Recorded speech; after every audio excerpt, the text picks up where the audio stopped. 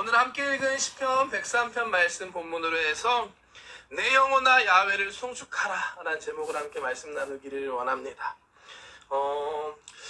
시편 말씀을 계속해서 매일매일 통독하고 묵상하고 있습니다. 이제 100장 넘어가고 있습니다.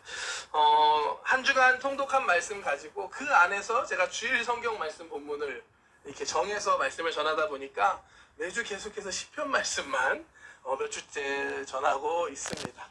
이게 시편 말씀만 계속 전하다 보니까 뭔가 비슷한 것 같기도 하고 전에 했던 말 또 하는 것 같기도 하지만 각 장마다 주시는 하나님의 특별한 은혜가 있음을 믿습니다. 오늘도 사모하는 마음으로 함께 말씀 나누기를 원합니다. 이 시편 말씀 처음 나눌 때 말씀드렸던 것처럼 이 시편은 다른 성경 말씀과 조금 구별되는 특별한 특징이 하나 있습니다. 다른 성경 말씀들은 주로 하나님께서 하나님의 백성을 향해 행하셨던 하나님의 일들, 또 하나님 주신 하나님의 말씀들이 주로 기록이 되어 있습니다. 반면에 이 시편 말씀은 반대죠. 하나님의 백성이 하나님께 올려드리는 찬양과 감사의 고백, 또 그리고 때로는 하나님께 구하는 탄원의 기도들, 이러한 것들이 중심으로 기록되어져 있습니다. 쉽게 말해서 우리 믿음의 선조들이 하나님께 올려드렸던 찬양, 또 기도문들이 이렇게 함께 모여져 있는 게 바로 이 시편의 말씀입니다. 개인의 고백이든 공동체의 고백이든 상관없이 위기의 순간, 고난의 순간 하나님 우리를 구원하시고 역사하여 주시옵소서. 하나님께 탄원하고 또 구원하신 하나님을 찬양하고 감사하는 그러한 고백들이 담겨져 있습니다. 우리가 그동안 살펴봤던 시편 23편, 또 60편, 또 지난주에 본 91편까지도 다 이와 같은 하나님을 향한 믿음의 고백들이 담겨져 있는 말씀들이었습니다. 쉽게 말해 시편 말씀을 통해 우리는 하나님을 향해 우리가 어떠한 고백을 해야 하는지, 어떠한 반응을 보이고 하나님께 어떻게 나아가야 하는지를 배울 수 있습니다.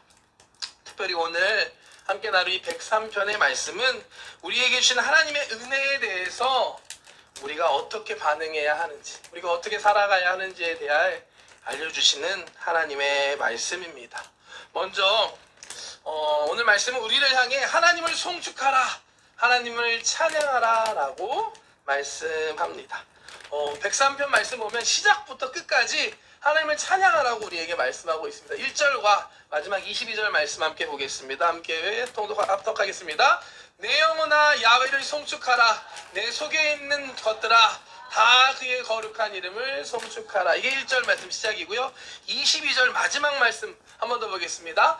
야훼의 지으심을 받고 그가 다스리시는 모든 곳에 있는 너희여 야훼를 송축하라. 내 영혼아 야훼를 송축하라. 아멘.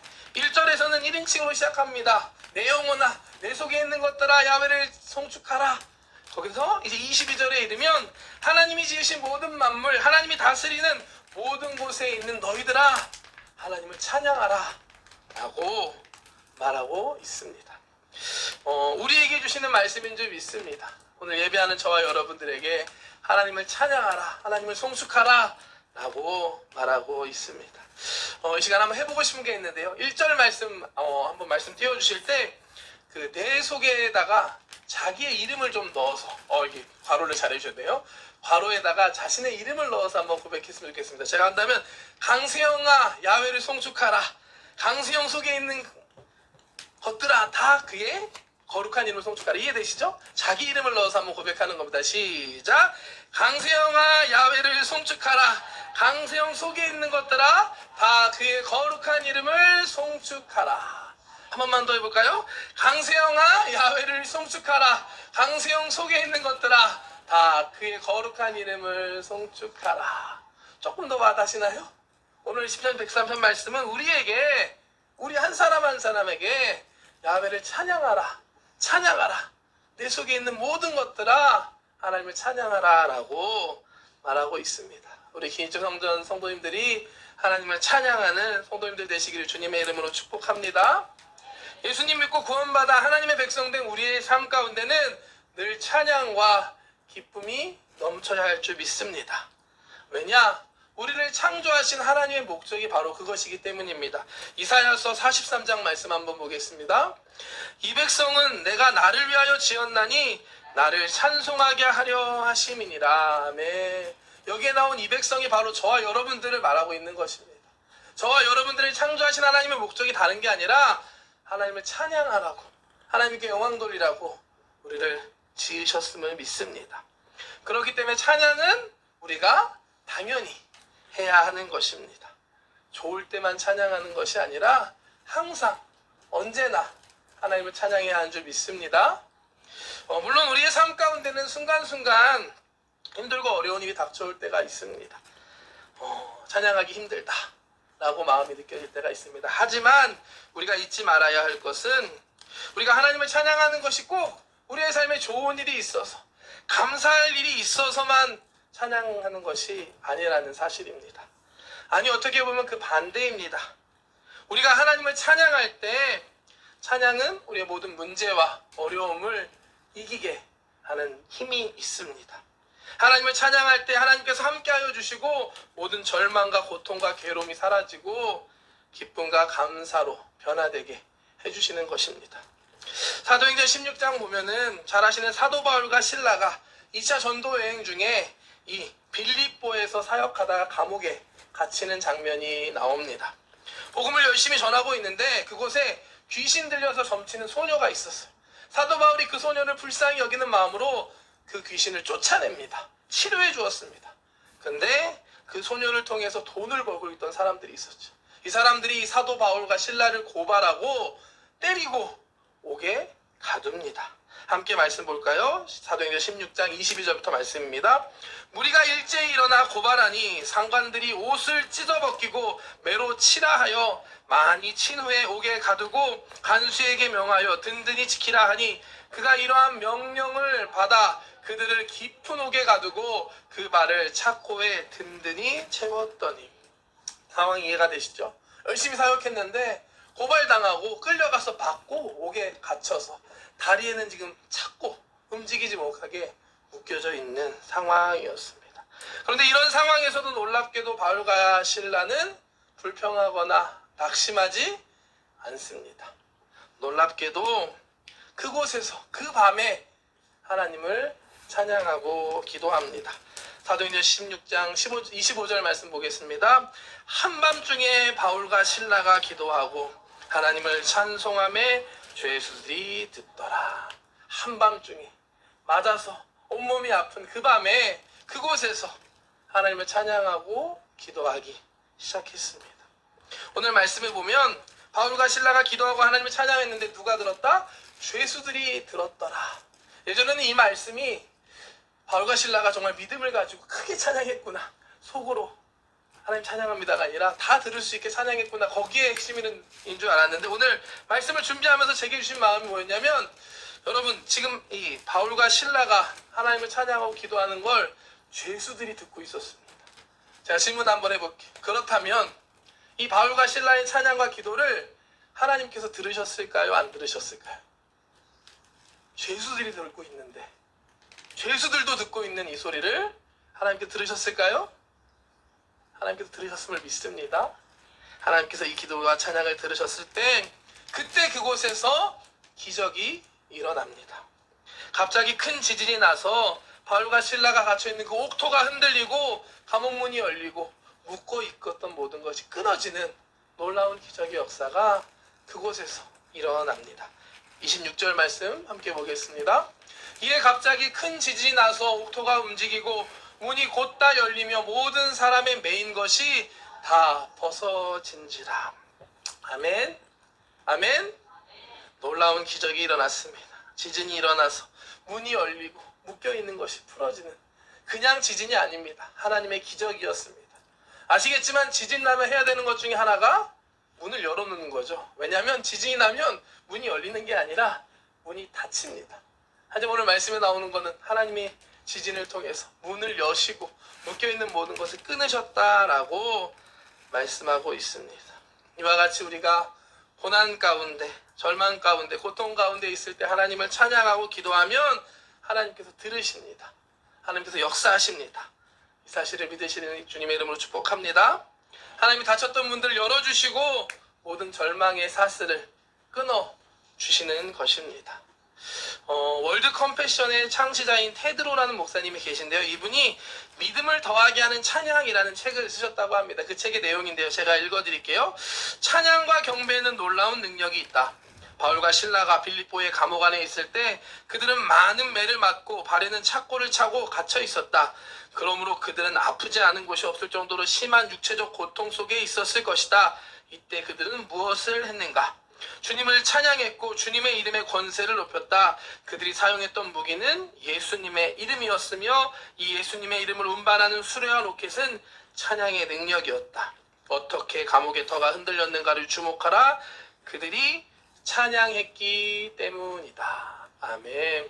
우리가 찬양할 때 하나님께서 역사하심을 믿으시기를 주님의 이름으로 축복합니다. 이뿐만이 아니었습니다. 바울과 실라가 찬양하자 놀라운 기적이 계속해서 일어납니다. 그들을 지키던 간수와 그 가족들이 다 회개하고 예수님을 믿는 놀라운 역사가 일어납니다. 또 빌립보에 하나님의 교회가 세워지는 은혜가 임하게 되었습니다.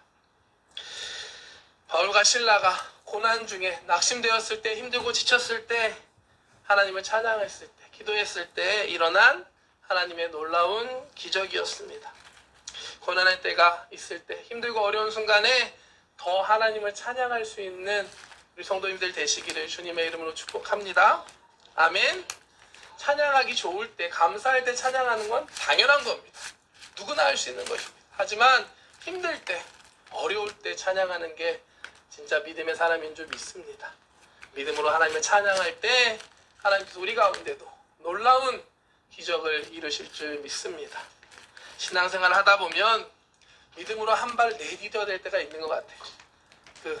베드로가 물 위를 걸었을 때 아마도 그 첫 발이 제일 어렵지 않았을까 생각합니다. 나와라 할 때 한 발을 내디딜 수 있는 믿음이 저와 여러분들에게 있으길 축복합니다. 찬양하기 힘들 때 고백할 수 있는, 찬양할 수 있는 믿음이 여러분들에게 있으시기를 주님의 이름으로 축복합니다. 아멘. 그렇다면 우리가 어떻게 이렇게 할 수 있을까요? 말이 쉽죠? 제가 말이 참 쉽게 하지만 사실 어렵습니다. 어떻게 하면 우리가 어떠한 상황에서도 하나님을 찬양할 수 있을까요? 그것은 우리가 하나님의 은혜를 잊지 않을 때 가능합니다. 시편 103편 말씀은 우리에게 하나님을 찬양하라고 하면서 또한 하나님의 모든 은혜, 은택을 잊지 말라라고 말씀합니다. 2절 말씀 함께 보겠습니다. 내 영혼아 야훼를 송축하며 그의 모든 은택을 잊지 말지어다. 하나님을 찬양할 수 있는 비밀이 여기에 있습니다. 잘 잊어버리는 게 참 중요합니다. 잘 잊어버린다는 건 다 잊어버리는 게 아니라 잊어버려야 할 것은 잊어버리고 잊지 말아야 할 건 잊지 않는 게 참 중요합니다. 그런데 때때로 우리는 잊어야 할 것은 잊지 못하고 반대로 잊지 말아야 할 것은 너무나 쉽게 잃어버릴 때가 많습니다. 특히 하나님께 받은 은혜는 너무나 쉽게 까먹어버릴 때가 많습니다. 반면에 과거에 나를 힘들게 했던 것, 나를 상처줬던 사람, 그런 것들은 쉽게 잊지 못하는 우리의 모습들이 있기도 합니다. 고린도후서 5장 17절 말씀 우리에게 말합니다.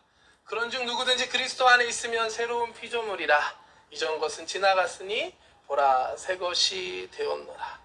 서운했던 것, 어렵게 했던 것, 상처 입었던 것들, 부정적인 기억들은 잊을 수 있는 은혜가 여러분들에게 있으시길 축복합니다. 과거만 바라보는 것이 아니라 미래를 바라보면서 하나님을 바라보면서 나아갈 수 있는 은혜가 있기를 주님의 이름으로 축복합니다. 하지만 잊지 말아야 할 것도 분명히 있습니다. 하나님의 은혜는 잊지 않는 저와 여러분 되기를 축복합니다. 출애굽한 이스라엘 백성, 출애굽기 말씀을 보면 우리는 하나님의 은혜를 너무 쉽게 까먹는 하나님의 백성들의 모습을 보게 됩니다. 430여 년 동안 애굽 땅에서 종살이하던 이스라엘 백성은 하나님의 은혜로 모세를 통해서 출애굽하게 됩니다. 그런데 이스라엘 백성이 출애굽하자마자 그들을 기다리고 있던 건 홍해 바다였습니다. 그리고 그때 바로와 그의 신하들은 이스라엘 백성 괜히 내보냈어, 다시 잡으러 가야지 하고 군대를 이끌고 쫓아가기 시작했습니다.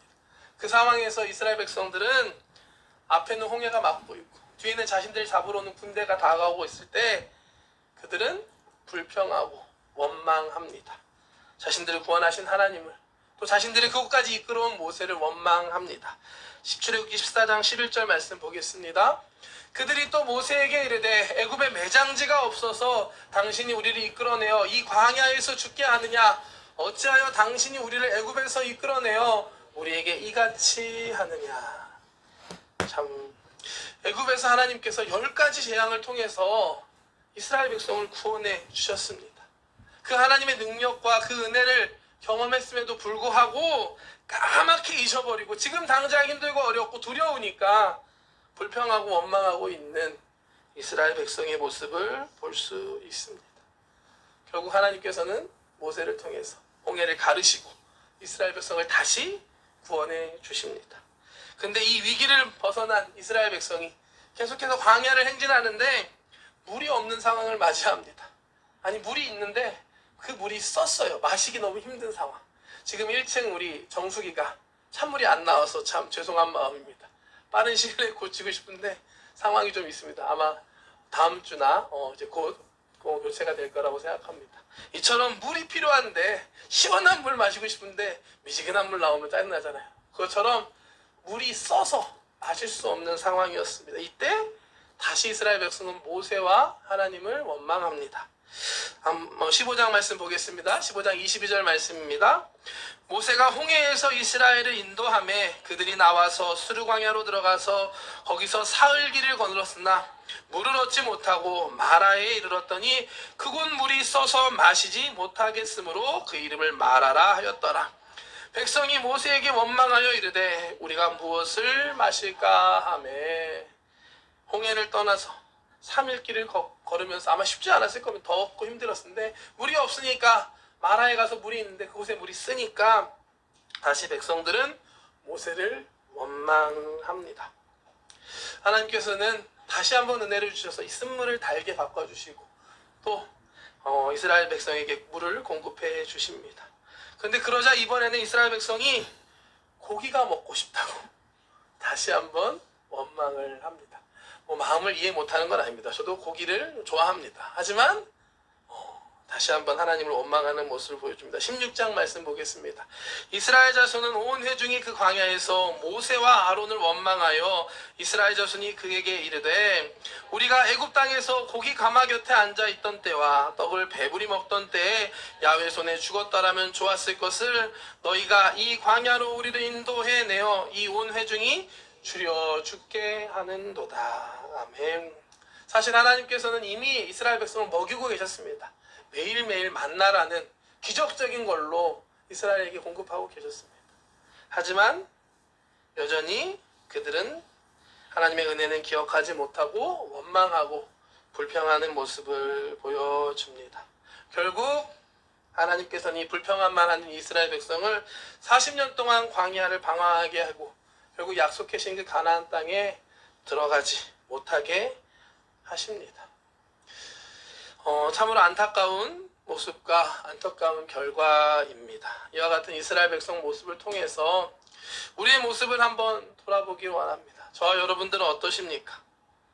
하나님의 은혜를 잊고 있지는 않는지, 하나님이 나에게 주신 은혜를 잊어버리고 지금 당장 좀 답답하고 힘든 상황에 낙심하고 포기하고 절망하고 있지는 않는지 우리의 모습을 돌이켜보기를 원합니다. 어떻게 해야 할까요? 하나님 은혜를 안다면, 하나님의 능력을 경험했다면 힘든 일이 있을 수 있죠. 그때 우리는 기도해야 할 점이 있습니다. 하나님 도와주세요. 하나님 고기가 먹고 싶어요. 기도하면 하나님 주셨을 겁니다. 원망이 아니라 하나님께 구하고 하나님을 의지하고 기도의 자리에 나아갈 수 있는 저와 여러분들 되시기를 주님의 이름으로 축복합니다. 하나님의 은혜를 기억하시길 축복합니다.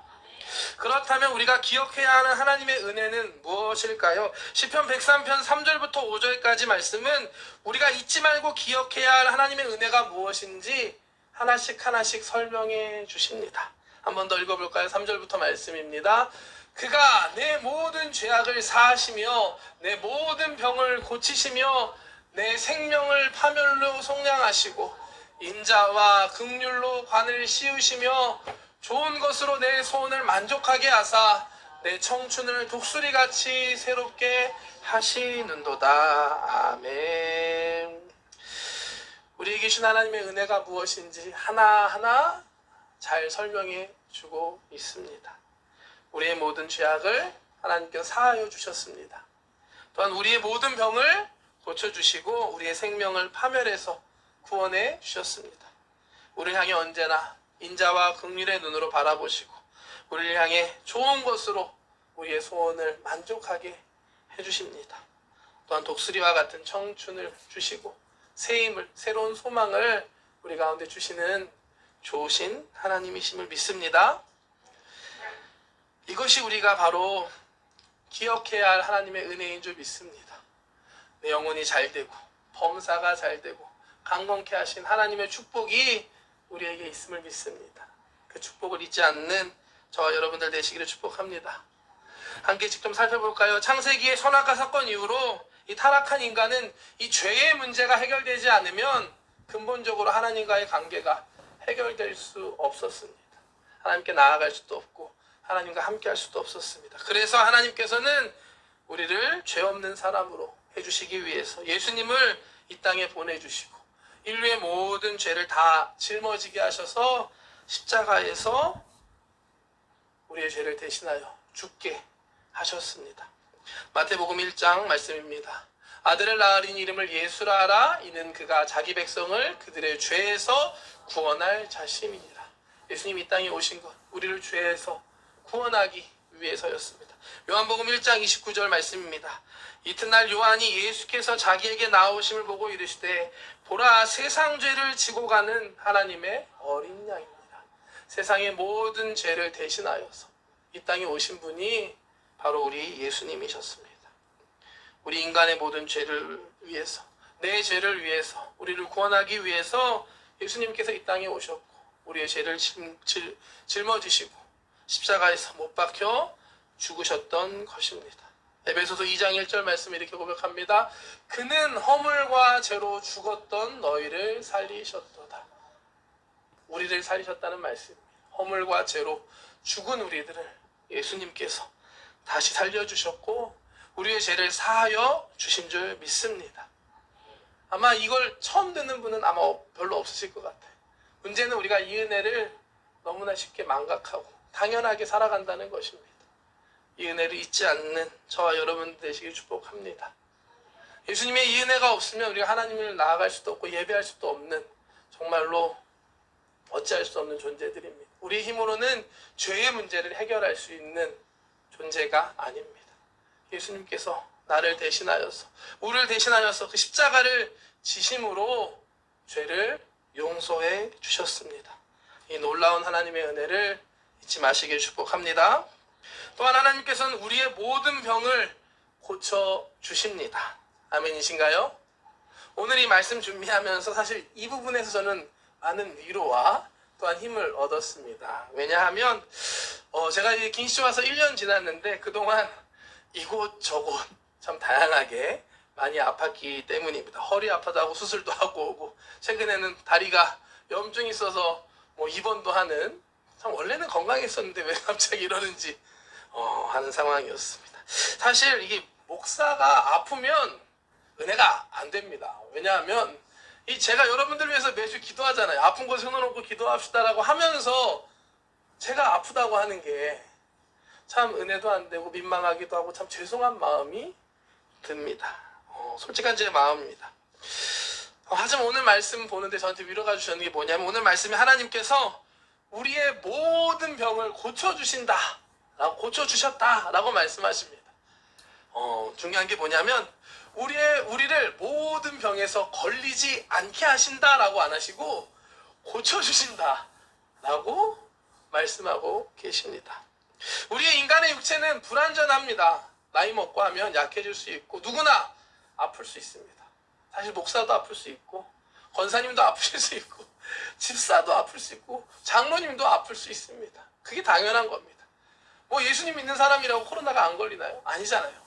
우리는 아플 수 있는 존재입니다. 하지만 우리가 잊지 말아야 할 것, 기억해야 할 것은 하나님께서 우리를 치료해 주시는 좋으신 분이시라는 사실이고 그 은혜와 능력이 우리에게 있다는 사실임을 믿습니다. 출애굽기 15장 말씀입니다. 이르시되 너희가 너희 하나님 나 야훼의 말을 들어 순종하고 내가 보기에 의를 행하며 내 계명에 귀를 기울이며 내 모든 규례를 지키면 내가 애굽 사람에게 내린 모든 질병 중 하나도 너희에게 내리지 아니하리니 나는 너희를 치료하는 야훼임이니라. 하나님은 치료하시는 야훼 라파의 하나님이시다라고 말씀합니다. 또한 신약 성경 보면 예수님께서 이 땅에 오셔서 하신 사역의 3분의 2 많은 부분이 병을 고치시는 사역이었습니다. 마태복음, 마가복음, 누가복음, 요한복음 보면 예수님은 가는 곳마다 병자들을 치료해 주셨습니다. 또한 12 제자들에게도 그들을 보낼 때 복음을 증거하며 아픈 자들을 치료하다라고 말씀하십니다. 70명의 제자들을 2명씩 2명씩 파송할 때도 복음을 증거하고 병을 고치고 귀신을 쫓는 권세를 그들에게 주셨습니다. 예수님께서 승천하시기 전 마지막 제자들에게 말씀하실 때도 이렇게 말씀하십니다. 마가복음 16장 말씀입니다. 믿는 자들에게는 이런 표적이 따르리니 저희가 내 이름으로 귀신을 쫓아내며 새 방언을 말하며 뱀을 집으며 무슨 독을 마실지라도 해를 받지 아니하며 병든 자에게 손을 얹은 즉 나으리라. 아멘. 오늘 향한 하나님의 뜻은 모든 병을 고치시는 줄 믿습니다. 이것이 우리 향한 하나님의 뜻이고 하나님의 놀라운 은혜인 줄 믿습니다. 이 은혜를 잊지 않는 여러분들 되시기를 축복합니다. 마지막으로 우리 향한 하나님의 은혜는 우리의 생명을 파멸로부터 구원해 주시고 긍휼과 인자의 관을 씌워주시고 좋은 것으로 우리를 만족해 해 주시는 좋으신 하나님의 은혜입니다. 우리의 죄를 구원해 주시고 병만 치료해 주시는 것뿐만이 아니라 하나님께서는 멸망할 수밖에 없는 우리를 다시 구원해 주시고 또 언제나 인자와 긍휼의 눈으로 바라봐 주시고 우리의 삶 가운데 좋은 것으로 우리가 만족하도록 우리의 소원에 만족되도록 우리에게 채워주시는 분이십니다. 우리가 잊지 말고 기억해야 하는 것이 바로 이 하나님의 은혜인 줄 믿습니다. 하나님 우리의 좋은 아버지가 되심을 믿으시길 축복합니다. 예수님께서 말씀하시죠. 너희 자식이 떡을 달라 하면 돌을 줄 사람이 누가 있고 생선 달라고 하는데 뱀 달라고 하는 사람이 어디 있느냐. 하물 하늘에 계신 천부 너희 아버지께서 구하는 자에게 좋은 것으로 성령으로 주시지 않겠느냐 말씀하십니다. 하나님께서 우리의 좋은 아버지가 되어 주십니다. 잊지 마시길 축복합니다. 사탄은 때론 우리에게 와서 이 하나님을 무서운 하나님, 우리를 심판하시는 죄인된 우리를 용납하지 않으시는 그러한 분이라고 속입니다. 하나님부터 멀어지게 만드는 게 이 사탄의 방법이고 거짓말입니다. 이 거짓말에 속지 마시기를 주님의 이름으로 축복합니다. 하나님 여러분들 사랑하십니다. 이 사랑은 변함이 없고 끝까지 포기하지 않고 저와 여러분들을 사랑해 주십니다. 우리가 믿음 생활 잘하고 하나님 앞에 바로 서 있을 때만 사랑하시는 것이 아니라 때로는 낙심하고 실패하고 때로는 지치고 때로는 게을러서 하나님과 멀어지는 순간이 있다 할지라도 하나님 여전히 우리를 사랑해 주시는 좋으신 아버지 하나님이심을 믿습니다. 우리를 절대 포기하지 않으십니다. 하나님의 사랑이 흔들릴 때 의심된다면 십자가에 달리신 그 예수님을 바라보시기를 주님의 이름으로 축복합니다. 그 아들 독생자 예수님까지도 아끼지 않고 우리에게 주신 하나님께서 어떠한 것을 그 아들과 함께 우리에게 주시지 아니하시겠습니까?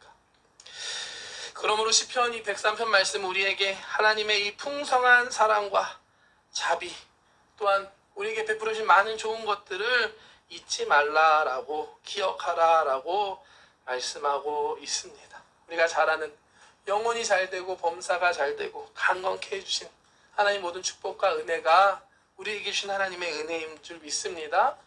이 은혜를 잊지 않는 우리 김희조 성전 성도님들 되시기를 주님의 이름으로 축복합니다. 아멘. 오늘 말씀 정리합니다. 우리 시편 103편 말씀 함께 살펴보았습니다. 내 영혼아 야훼를 송축하라. 어떠한 형편과 상황 속에서도 믿음으로 하나님을 찬양할 수 있는 저와 여러분들 되시기를 주님의 이름으로 축복합니다. 우리가 하나님을 기억하고 찬양하며 나아갈 때 하나님께서 찬양 가운데 함께 해주시고 우리 삶 가운데 새 일을 행하실 줄 믿습니다.